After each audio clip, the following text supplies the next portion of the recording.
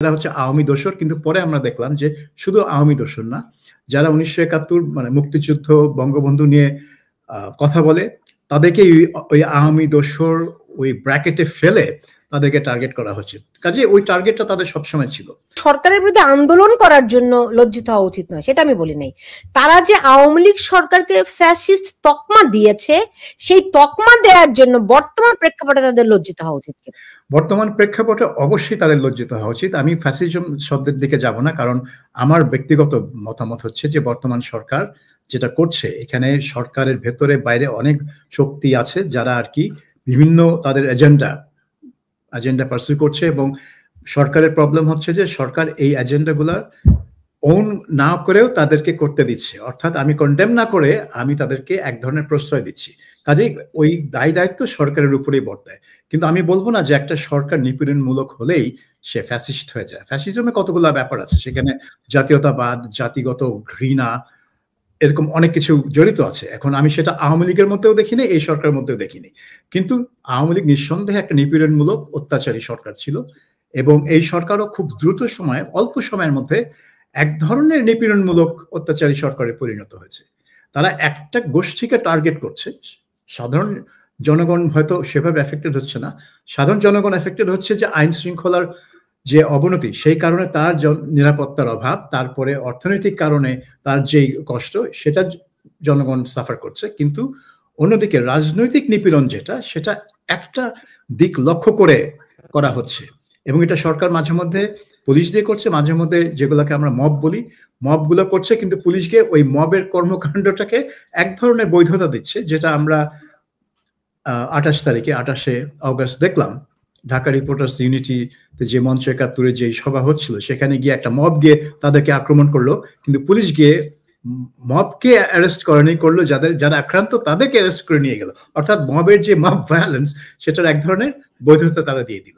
তো সেটার জন্য অবশ্যই এদের লজ্জিত হওয়া উচিত, কারণ তারা এই ধরনের নিপীড়নমূলক, এই ধরনের অত্যাচার থেকে, রাজনৈতিক অত্যাচার থেকে রক্ষা পাওয়ার জন্যই শেখ হাসিনার বিরুদ্ধে লড়াই করেছিল, এবং এইটাই ছিল জনগণের, মানে জনগণ যে তাদেরকে সমর্থন করলো, এই আশায় তো সমর্থন যে আমরা এখন বাংলাদেশে একটা পাবো যেখানে এই ধরনের নিপীড়ন, এই ধরনের ঔদ্ধত্যপূর্ণ সরকার, এই ধরনের নিপীড়নমূলক সরকার থাকবে না। কিন্তু সরকার ক্রমশ ওই দিকেই চলে গেছে। ক্রমশ আমি বলবো না, শুরু থেকেই ওই একটা গ্রুপকে লক্ষ্য করে, যেটা আর কি প্রথমে বলা হলো যে এরা হচ্ছে যাব না, কারণ আমার ব্যক্তিগত মতামত হচ্ছে যে বর্তমান সরকার যেটা করছে, এখানে সরকারের ভেতরে বাইরে অনেক শক্তি আছে যারা আর কি বিভিন্ন তাদের এজেন্ডা পারসু করছে, এবং সরকারের প্রবলেম হচ্ছে যে সরকার এই এজেন্ডাগুলার ওন না করেও তাদেরকে করতে দিচ্ছে। অর্থাৎ আমি কন্ডেম না করে আমি তাদেরকে এক ধরনের প্রশ্রয় দিচ্ছি। কাজেই ওই দায়িত্ব সরকারের উপরেই বর্তায়। কিন্তু আমি বলবো না যে একটা সরকার নিপীড়নমূলক হলেই সে ফ্যাসিস্ট হয়ে যায়। ফ্যাসিজমে কতগুলো ব্যাপার আছে, সেখানে জাতীয়তাবাদ, জাতিগত ঘৃণা, এরকম অনেক কিছু জড়িত আছে। এখন আমি সেটা আওয়ামী লীগের মধ্যেও দেখিনি, এই সরকারের মধ্যেও দেখিনি। কিন্তু আওয়ামী লীগ নিঃসন্দেহে একটা নিপীড়নমূলক অত্যাচারী সরকার ছিল, এবং এই সরকারও খুব দ্রুত সময়ে, অল্প সময়ের মধ্যে এক ধরনের নিপীড়নমূলক অত্যাচারী সরকারে পরিণত হয়েছে। তারা একটা গোষ্ঠীকে টার্গেট করছে। সাধারণ জনগণ হয়তো সেভাবে এফেক্টেড হচ্ছে না। সাধারণ জনগণ এফেক্টেড হচ্ছে যে আইন শৃঙ্খলার যে অবনতি, সেই কারণে তার নিরাপত্তার অভাব, তারপরে অর্থনৈতিক কারণে তার যেই কষ্ট, সেটা জনগণ সাফার করছে। কিন্তু অন্যদিকে রাজনৈতিক নিপীড়ন যেটা, সেটা একটা দিক লক্ষ্য করে করা হচ্ছে, এবং এটা সরকার মাঝে মধ্যে পুলিশ দিয়ে করছে, মাঝে মধ্যে যেগুলোকে আমরা মব বলি, মবগুলো করছে, কিন্তু পুলিশকে ওই মবের কর্মকাণ্ডটাকে এক ধরনের বৈধতা দিচ্ছে, যেটা আমরা 28শে অগস্ট দেখলাম ঢাকা রিপোর্টার্স ইউনিটিতে যে মঞ্চ ৭১ যে সভা হচ্ছিল, সেখানে গিয়ে একটা মব গিয়ে তাদেরকে আক্রমণ করলো, কিন্তু পুলিশ গিয়ে মবকে অ্যারেস্ট করেনি, করলো যারা আক্রান্ত তাদেরকে অ্যারেস্ট করে নিয়ে গেল। অর্থাৎ মবের যে মব ভায়োলেন্স, সেটার এক ধরনের বৈধতা তারা দিয়ে দিল। তো সেটার জন্য অবশ্যই এদের লজ্জিত হওয়া উচিত, কারণ তারা এই ধরনের নিপীড়নমূলক, এই ধরনের অত্যাচার থেকে, রাজনৈতিক অত্যাচার থেকে রক্ষা পাওয়ার জন্যই শেখ হাসিনার বিরুদ্ধে লড়াই করেছিল, এবং এইটাই ছিল জনগণের, মানে জনগণ যে তাদেরকে সমর্থন করলো, এই আশায় তো সমর্থন যে আমরা এখন বাংলাদেশে একটা পাবো যেখানে এই ধরনের নিপীড়ন, এই ধরনের ঔদ্ধত্যপূর্ণ সরকার, এই ধরনের নিপীড়নমূলক সরকার থাকবে না। কিন্তু সরকার ক্রমশ ওই দিকেই চলে গেছে। ক্রমশ আমি বলবো না, শুরু থেকেই ওই একটা গ্রুপকে লক্ষ্য করে, যেটা আর কি প্রথমে বলা হলো যে এরা হচ্ছে আওয়ামী দোসর, কিন্তু পরে আমরা দেখলাম যে শুধু আওয়ামী দোসর না, যারা 1971 মানে মুক্তিযুদ্ধ বঙ্গবন্ধু নিয়ে কথা বলে তাদেরকে ওই আওয়ামী দোসর ওই ব্র্যাকেটে ফেলে তাদেরকে টার্গেট করা হচ্ছে। কাজে ওই টার্গেটটা তাদের সবসময় ছিল। কাজে হ্যাঁ, আমি আপনার সাথে একমত যে যে উদ্দেশ্য নিয়ে এই অভ্যুত্থানটা ঘটানো হলো, তারপরে এখন যেদিকে যাচ্ছে, যারা অভ্যুত্থানটা করলো, যারা সরকারে আছে গত 1 বছর ধরে, তাদের অবশ্যই লজ্জা পাওয়া উচিত।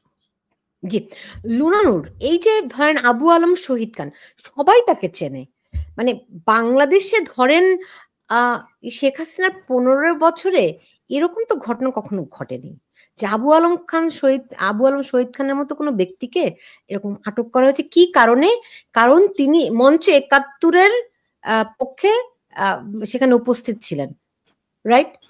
এবং কোন কোন পত্রিকা নাকি এরকমও রিপোর্ট করছে যে যে তিনি তার বিরুদ্ধে মব কথা বলেছিল, এই অভিযোগ, মানে মব তার বিরুদ্ধে সোচ্চার হয়েছিল, সেটাও একটা অভিযোগ। মানে চিন্তা করে দেখেন ন্যারেশনটা কি রকমের। তো সেই রকম অবস্থায় মানে এটা কিসের ইঙ্গিত দিচ্ছে? প্রথমত হচ্ছে যে আমি খুব সুস্পষ্ট করে বলতে চাই, সেটা হচ্ছে যে এরকম হয়নি আওয়ামী লীগ সরকার আমলে, বিষয়টা সেটা না। হ্যাঁ, এরকম হাজার হাজার উদাহরণ দেওয়া যাবে, আমি সেই প্রসঙ্গে না যেয়ে মূল কথায় আসি। সেটি হচ্ছে যে যেদিকে যাচ্ছে পরিস্থিতিটা, একটা মানে বিষয়টা আমার পূর্ববর্তী বক্তা যেভাবে বলছিলেন, বিষয়টা হচ্ছে যে দেশে যে পরিস্থিতি একটা তৈরি হয়েছিল সমগ্র মানুষের, একটা হচ্ছে যে আন্দোলনকারী হিসেবে আপনি, আন্দোলনের নেতৃত্ব দানকারী হিসেবে আপনি বৈষম্য বিরোধী ছাত্র আন্দোলনের যারা সংগঠক, যারা নেতা ছিলেন তাদেরকে বলতে পারেন, আন্দোলনের রাস্তায় আমরা যারা সবসময় ছিলাম আমাদেরকে বলতে পারেন। আমরা তো বৈষম্য বিরোধী ছাত্র আন্দোলনের লড়াই শুরু হওয়ার আগে থেকেই, যখন থেকে বাংলাদেশের নির্বাচন মানে রাতে ভোট হলো তার পরের দিন থেকে আমরা মানে রাস্তায় আছি। তো সেইখানে হচ্ছে যে বিভিন্নভাবে বলতে পারেন যে আন্দোলনকারী, কিন্তু আপনাকে ভাবতে হবে যে 1 সপ্তাহ বা 10 দিন বাংলাদেশের আসলে বেশিরভাগ মানুষ রাস্তায় ছিল, এবং সেই ক্ষেত্রে বেশিরভাগ মানুষ বিরোধিতাকারী ছিল। আমার মনে কি এই এক কথা ঘুরে ফিরে আমরা সেটা আগাচ্ছেন না। লজ্জা কে পাবে? বাংলাদেশের কোটি মানুষ যে রাস্তা ছিল তারা লজ্জা পাবে? তাদের একটা বিষয় হচ্ছে যে পরিস্থিতিটা হচ্ছে সেই পরিস্থিতিটা অনাকাঙ্ক্ষিত পরিস্থিতি। এই পরিস্থিতি আশা করে বাংলাদেশের মানুষ 5 আগস্ট বা তার আগে 16 জুলাই থেকে রাস্তায় নামেনি। কিন্তু একদম খুব স্পষ্ট করে বলতে চাই যে এই সরকার এসে যে কাজটা করছে আর কি, সেই কাজটা আসলে আন্দোলনের প্রত্যাশা বলেন, আন্দোলনের আকাঙ্ক্ষা বলেন, আন্দোলনের দাবি বলেন, সেগুলোর সাথে একদম সম্পূর্ণ বিপরীত। সেটা বিভিন্ন আন্তর্জাতিক সম্পর্ক তৈরিতে হোক, সেটা দেশের মধ্যে উগ্র ডানপন্থী শক্তিকে পৃষ্ঠপোষকতা করা হোক, সেটা হচ্ছে বাংলাদেশের সংবিধান নিয়ে প্রশ্ন করা হোক, এমনকি মুক্তিযুদ্ধ প্রশ্নে তাদের যে দোদুল্যমান অবস্থান সুস্পষ্ট করছে না জনগণের ভয়ে, কিন্তু আসলে বিরোধী মনোভাব নিয়ে যে দোদুল্যমান অবস্থানটা মানে তারা প্রকাশ করছে, এই কোনো বিষয়ের সাথেই 5ই আগস্টের মানে যে অভ্যুত্থান হয়েছে সেই আন্দোলনের চেতনার কোনো সম্পর্ক নাই, এটি একদম পরিষ্কার। কিন্তু তার মানে এই না যে 5 আগস্টের আগে বাংলাদেশের মানুষ যে আকাঙ্ক্ষাটা নিয়ে রাস্তায় নেমেছিল সেই আকাঙ্ক্ষাটা ভুল ছিল। বাংলাদেশের মানুষের আকাঙ্ক্ষাটা মানে এই সরকারের মধ্য দিয়ে প্রতিফলিত হচ্ছে না। বাংলাদেশের মানুষের আকাঙ্ক্ষাটা বাধাগ্রস্ত হচ্ছে, বা আমি কি বলবো যে আকাঙ্ক্ষার বিরুদ্ধে যে সরকার অনেক কিছু করছে, কিন্তু তার মানে এইটা না যে 5 আগস্টের ওই আন্দোলনের বিষয়টা মানে অযৌক্তিক ছিল এবং আন্দোলনকারী লক্ষ মানুষ লজ্জা পাবে। এটা একটি বিষয়।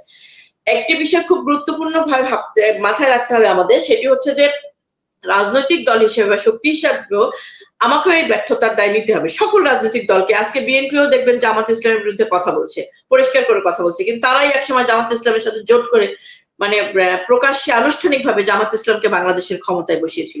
দায় তাকেও নিতে হবে, দায় আমাকেও নিতে হবে যে বাংলাদেশের এত মানুষ বিশ্ববিদ্যালয়গুলোতে এত ছাত্র কেমন করে ছাত্র শিবিরের সাথে একত্রিত হচ্ছে, যুক্ত হচ্ছে, এই জায়গাটা বা তারা কিভাবে এইভাবে মানে গড়তে পারলো তাদের এইটা, সেই দায়টাও আমাকে নিতে হবে। কিন্তু একটা জিনিস আপনাকে মাথায় রাখতে হবে যে এই যে বেড়ে ওঠাটা মুক্তিযুদ্ধে নেতৃত্ব দানকারী দল আওয়ামী লীগ ক্ষমতায় থাকাকালীন সময় 16 বছরে প্রকাশ্য অপ্রকাশ্যের পৃষ্ঠপোষকতায় বা তাদের উদাসীনতা বা তাদের রাজনৈতিক অসততার কারণে এটা হয়েছে। মানে এই বেড়ে ওঠাটা, সেই বেড়ে ওঠাটা হচ্ছে এই সময় এসে প্রকাশিত হতে পেরেছে। প্রকাশিত হতে পেরেছে, কিন্তু তার মানে কিন্তু এই না যে এই সময় তারা শক্তিশালী হচ্ছে। তাদের একটা শক্তিশালী ভিত্তি ছিল, সেটা প্রকাশিত হচ্ছে। সেই রাজনৈতিক মানে সেই শক্তিশালী ভিত্তি গড়ার বিপরীতে কেন আমি আমার রাজনৈতিক ভিত্তিটাকে শক্তিশালী করতে পারলাম না, সেটি একটি ভিন্ন প্রশ্ন। সে দায় আমার আছে, সেই আলোচনা মানে অবশ্যই করতে চাই, সে জবাবদিহিতা বাংলাদেশের মানুষের কাছে করতে চাই। কিন্তু খুব পরিষ্কারভাবে মনে রাখতে হবে যে যারা এখন দৃশ্যমান হচ্ছে তাদের এই দৃশ্যমানতা ছিল না, কিন্তু তাদের বেড়ে ওঠাটা ছিল। কিন্তু সেই বেড়ে ওঠার বিপরীতে রাজনীতিটা তারা মুক্তিযুদ্ধের কথা বলে ক্ষমতায় থেকেছে। আমি আপনার কথা বুঝতে পেরেছি, আমার মনে হয় সাবির ভাই আপনার কথা খুব ভালো করে বুঝতে পেরেছে। এখন সাবির ভাই আমাকে যদি একটা জিনিস বলেন যে দেখুন সব মানুষ রাস্তায় ছিল, কোনো সন্দেহ নাই, কিন্তু তারা কি জানতো এটার পিছনে একটা মেটিকুলাস ডিজাইন আছে? মানুষ কি জানতো যে এর পিছনে মিলিয়ন মিলিয়ন ডলার আছে? লুনানুর হয়তো জানতে পারে, কিন্তু সাধারণ মানুষ যারা দেখেছে তাদের সন্তানদেরকে পুলিশ গুলি করে হত্যা করছে, আসলে পুলিশ গুলি করে হত্যা করেছে কিন্তু আমরা এখন জানি না, কারণ এখন পর্যন্ত গত 1 বছরে এই সরকার তদন্ত করে বের করতে পারেনি। কিন্তু সাধারণ মানুষকে এখানে আবার তারা মানে সার্বজনীন করে এই আন্দোলনের সহায়ক করে নিয়ে এসে কি হাসিল করতে চায় এরা? দেখেন, পুলিশ যে গুলি করেছে সেটা সাধারণ মানুষ জানে, কারণ তারা ভিডিও দেখেছে। অসংখ্য ভিডিও আছে যেখানে পুলিশের গুলি করার দৃশ্য আছে। পুলিশ, বিজিবি অটোমেটিক রাইফেল দিয়ে অনেক গুলি করার দৃশ্য ভিডিওতে আছে। কাজে এটা বলা ঠিক না যে আমরা জানি না যে পুলিশ গুলি করেছে কিনা। সেটা পুরোপুরি এত হতাহত, এত যে হতাহত, এটা তো কোন জায়গার কোন হত্যা পুলিশের গুলিতে হয়েছে, কোনটা বিজিবির গুলিতে হয়েছে, কোনটা মানে আনআইডেন্টিফাইড হেলমেটধারী বন্দুকধারীদের, এটা তো একটা তদন্ত সাপেক্ষ ব্যাপার। এখন তদন্ত সাবির ভাই আমার পয়েন্টটা সেখানেই, এই সরকার তো গত 1 বছরে এই নিয়ে তদন্তও করলো না এবং তদন্ত করার কোনো প্রচেষ্টাও নিল না। তারপর কেন যারা বিশেষ করে রাজনৈতিক সাধারণ মানুষের কথা বাদই দেন, রাজনৈতিক দলগুলো সেই দাবিও তুলছে না, তাহলে তাদের কি এখন লজ্জিত হওয়া উচিত নয়? না, আপনি দেখেন আমি যেটা পড়লাম দুদিন আগে যে এই জুলাই হত্যাকাণ্ড নিয়ে প্রায় 1800টা মামলা হয়েছে। এটা হচ্ছে আইসিটির বাইরে সাধারণ কোর্টে আর 1800 মামলা হচ্ছে, প্রায় 1800। তার মধ্যে মাত্র 8টির চার্জ ফ্রেম করা হয়েছে। তার মানে কি, মাত্র 8টির তদন্ত শেষ হয়েছে। তদন্ত শেষে তারা এনাফ এভিডেন্স পেয়েছে চার্জ ফ্রেম করার জন্য। এখন আপনাকে মানে মাথায় রাখতে হবে যে তদন্ত করছে কে? তদন্ত করছে পুলিশ। এখন এই পুলিশ কিভাবে তদন্ত করে সেটা তো বাংলাদেশের মানুষ খুব ভালোভাবেই জানে। তারা মামলা, এক একটা মামলায় শত শত নাম ঢোকায় কিসের জন্য?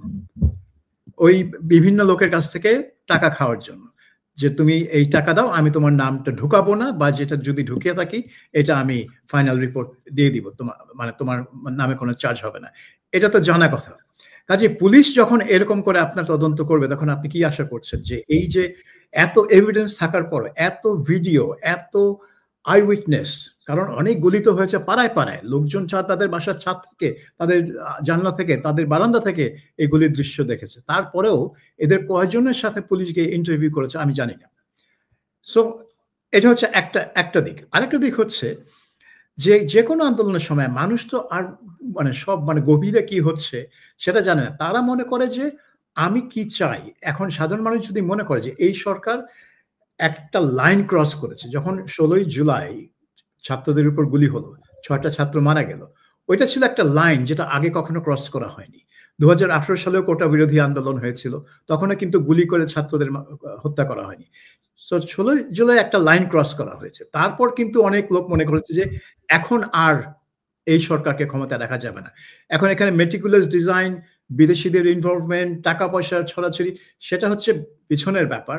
সেটা জনগণের জানার কথাও না, জনগণ জানেও না, সে কেয়ারও করে না। তার কথা হচ্ছে যে এই সরকার আর ক্ষমতা থাকতে পারবে না। সেজন্যই তো এত শত শত লোক, আপনার রিক্সাওয়ালা বলেন, দিনমজুর বলেন, সবাই পরবর্তীতে রাস্তায় নামলো। এটা তো 16 তারিখের পরে তো শুধু ছাত্ররা রাস্তায় ছিল না, এখানে 19 তারিখ বলুন, 20, 21, 23 বড় বড় আন্দোলন যেটা হলো, যেখানে অনেক লোক মারা গেল, এখানে তো সাধারণ লোক মানুষ ছিল। এবং তারা কেন নামলো? এটা তো কোনো কারো প্ররোচনায় নামে নেই। তারা মনে করছে যে this is it, A line has been crossed, এবং এখন আর সরকার থাকতে পারে না। এই দেখেন নেপালে আজকে কি হলো, 19 জন গুলিতে মারা গেল পুলিশের। সন্ধ্যার মধ্যেই স্বরাষ্ট্রমন্ত্রী পদত্যাগ করে বসলেন। সন্ধ্যার মধ্যেই, সকালে দিনের বেলা গুলি হয়েছে, সন্ধ্যার মধ্যেই স্বরাষ্ট্রমন্ত্রী পদত্যাগ করলেন। বাংলাদেশে কি হলো আপনি এটা ভেবে দেখেন, আপনি কম্পেয়ার করে দেখেন। মানে অ্যাকাউন্টেবিলিটিটা জবাবদিহিতার পার্থক্যটা দেখেন। তো মানুষ কোথায় খেপবে বেশি? বাংলাদেশে খেপবে বেশি, তাই হয়েছে।